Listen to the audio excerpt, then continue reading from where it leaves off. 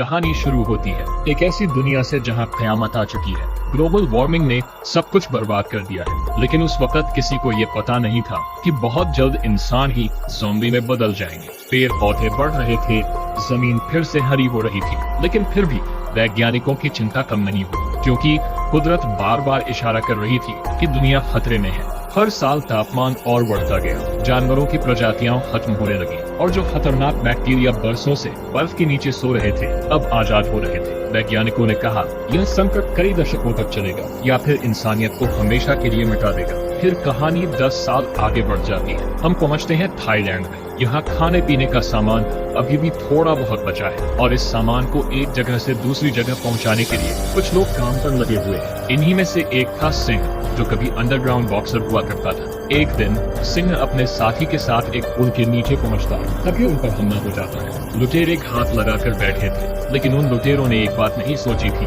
कि सिंह आज भी लड़ना जानता था। वो एक एक करके सबको गिरा देता है। उसकी चाल इतनी तेज थी कि वो उड़ती हुई बोतल से भी बच जाता है, लेकिन दुश्मनों की भीड़ बहुत ज्यादा थी, तो उसका साथी जैसे तैसे सामान लेकर वहाँ से भागता है। कुछ देर बाद वो दोनों अपनी डिलीवरी पूरी कर देते हैं, लेकिन एक डिब्बा खुला हुआ मिलता है। इसका मतलब सिंह को पूरी पेमेंट नहीं मिलेगी, लेकिन साथी के पास एक सरप्राइज था, एक मोटरसाइकिल और चाबी। साथी डिब्बा खोलता है और उसमें से निकलती है एक मछली। सिंह गुस्सा होकर कहता है इतनी जान खतरे में डाली सिर्फ एक मछली के लिए। उसका साथी कहता है अरे कई साल हो गए, हमने ढंग का खाना नहीं खाया। दुनिया तो तबाह हो चुकी थी, लेकिन फिर भी कुछ लोग थे जो शानदार खाना खा सकते थे। ये वही लोग थे जो अब भी एलीट कहलाते थे, और उनका लीडर था हुनवासु, जिसने शुरू किया था खाने का एक नया बिजनेस। उसका आदमी जॉनी अमीरों के सामने पहले डिश परोसता है। सबसे पहले वो खुद एक बाइट लेता है और सब लोग उसकी नकल करते हैं, लेकिन सिर्फ 1 मिनट बाद जॉनी की हालत बिगड़ जाती है। अब सीन कट होता है सिंह के घर पर।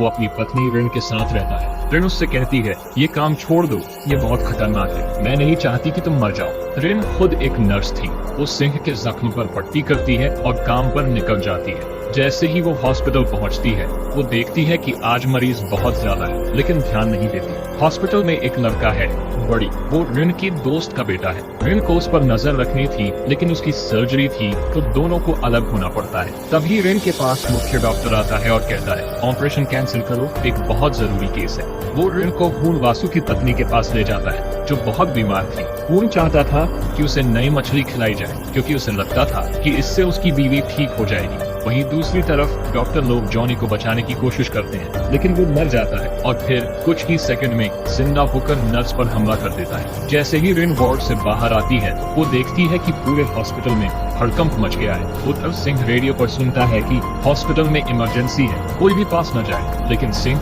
वो सीधा अपनी पत्नी को बचाने निकल पड़ता है। हॉस्पिटल के बाहर फौज तैनात थी। अचानक ऊपर से एक सिपाही गिरता है और संक्रमित लोग बाहर निकलने लगते हैं। सैनिकों को कुछ समझ ही नहीं आता और पहले शिकार वो ही बनते हैं। सिंह बिना किसी डर के भीड़ को चीरते हुए अंदर घुस जाता है। नए फौजी दस्ते भी पहुंचते हैं और आदेश देते हैं जो अंदर हैं सब वापस लौट जाओ, वरना अंजाम बुरा होगा। अंदर का नजारा और भी डरावना था। एक गार्ड सबकी मदद करने की कोशिश कर रहा था, तभी एक संक्रमित नीचे पहली मंजिल पर पहुंच जाता है। गार्ड उसे रोकने की कोशिश करता है। ऊपर की मंजिलों पर जिंदा लोग अब गिनती के रह गए थे। रिन एक ऑफिस में छुपी हुई थी, उसके साथ मुख्य डॉक्टर भी था, लेकिन अचानक उसे काट लिया जाता है और वो भी राक्षस बन जाता है। रिन किसी तरह भागकर कॉरिडोर में पहुंचती है, तभी उसे सिंह की आवाज सुनाई देती है। वो माइक पर उससे बात कर रहा था। रिन जवाब देने की कोशिश करती है, लेकिन उसी वक्त बिजली चली जाती है। अब तक वायरस ने हॉस्पिटल का ज्यादातर हिस्सा अपनी चपेट में ले लिया था और सिंह रास्ता बनाते हुए अंदर घुसता है। तभी उसे सुनाई देती है बड़ी की चीख।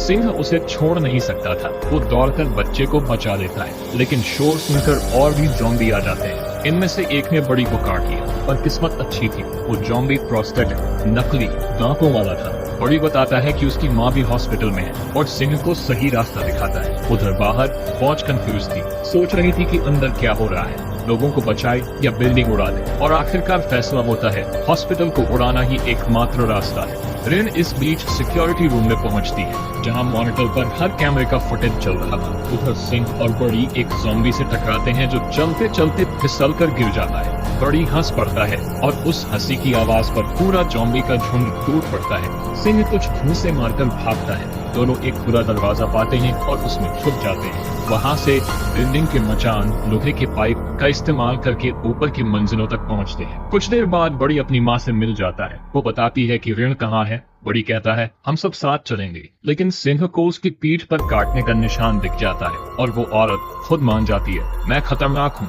बड़ी का ध्यान रखना। उधर ऋण कैमरों में खून वासु को देखती है और उसके पास पहुँचती है। वो दरवाजा खोलने की विनती करती है। वासु कहता है चिंता मत करो, हमें बचाया जाएगा। और वो सही था, क्योंकि कैप्टन ने आदेश दे दिया था खून वासु को जिंदा निकालो, इससे पहले कि हम बिल्डिंग उड़ा दें। लेकिन वासु की एक और शर्त थी, मेरी पत्नी के लिए नया ब्लड लाओ, तभी मैं साथ चलूंगा। स्पेशल फोर्सेस पार्किंग की छत से अंदर घुसती है। उनके पास सिर्फ 30 मिनट थे। इस बीच सिंह को ऋण की अंगूठी मिलती है और फिर वो खुद ऋण को ढूंढ लेता है, लेकिन ज़ॉम्बी उनके पीछे थे। सिंह एक चाल चलता है, बेड का इस्तेमाल करके उन्हें दूर रखता है, कुछ को मारकर कांच तोड़ता है और बड़ी को ऋण के पास पहुंचाता है। टीम वर्क से ऋण बच जाती है, लेकिन स्पेशल फोर्सेस फंस गई क्योंकि वासु की पत्नी बिस्तर पर बंधी थी। इससे उनकी चाल धीमी हो जाती है। ज़ॉम्बी हर तरफ थे और एक एक करके सिपाही कटते जाते हैं। उनमें से एक मेडिक भी था। अब वासु को नया डॉक्टर चाहिए। वो कैप्टन की तरफ देखता है और कहता है ऋण को पकड़ो। उनके पास सिविलियंस को बचाने का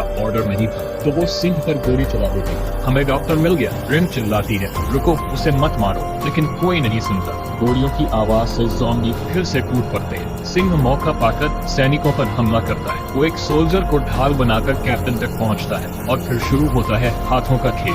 कैप्टन ताकतवर था, सिंह गिर भी जाता है, लेकिन चालाकी से फेंट मारकर कैप्टन को बेहोश कर देता है। सिंह होश में आता है एक कमरे में। ऋण उसकी चोट पर पट्टी कर रही है। टाइमर पर अब सिर्फ 15 मिनट बचे थे। अचानक फायर अलार्म बजता है। पानी की बौछार गिरती है और जैसे ही पानी गिरता है ज़ॉम्बी और भी खतरनाक रूप में बदल जाते हैं। खून की पत्नी भी उसी पानी से बदल जाती है। खून उसे छोड़ नहीं पाता और वहीं मारा जाता है। ऋण, सिंह और बड़ी किसी तरह पार्किंग तक पहुंचते हैं। पीछे से ज़ॉम्बी का एक झुंड आता है।